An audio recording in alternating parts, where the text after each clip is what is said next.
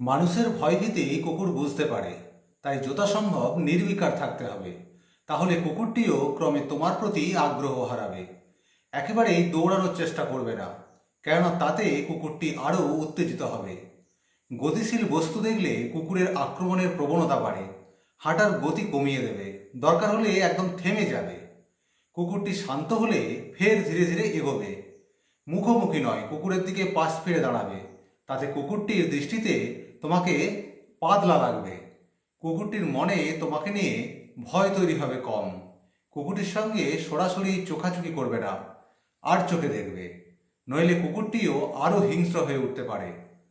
দুহাত বুকের কাছে দুমড়ে রাখবে, যাতে কুকুর বুঝতে পারে তুমি আক্রমণ করবে না।